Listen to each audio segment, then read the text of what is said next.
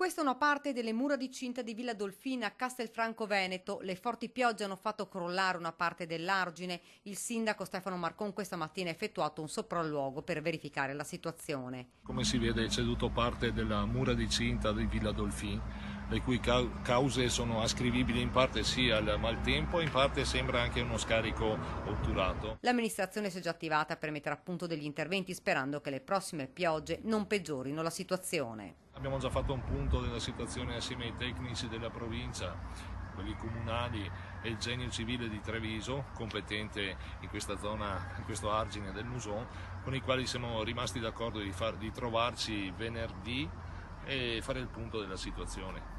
Intanto le previsioni meteo non sembrano essere favorevoli, si prevede altra pioggia anche nelle prossime ore. Insomma, il maltempo davvero non dà tregua nella Marca. Quasi ogni sera è caratterizzata da piogge e raffiche di vento che stanno creando non pochi problemi nei comuni. Ieri le zone più colpite dai temporali sono state tra Istrana e Castelfranco, una quindicina di interventi e diversi mezzi impegnati, tagli di piante scantinati e garage allagati.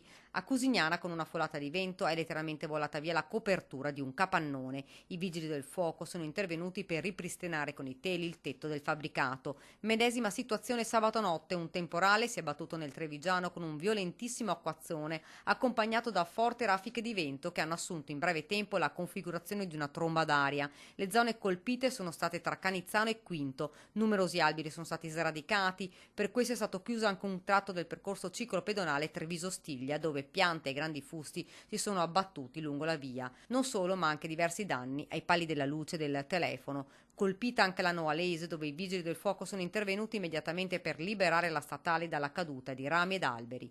Giornate di superlavoro per i vigili del fuoco che vengono allertati per numerosi interventi fino alla mattina. Un'estate decisamente anomala, giornate di sole e notate da incubo con tuoni, lampi, pioggia e raffiche di vento.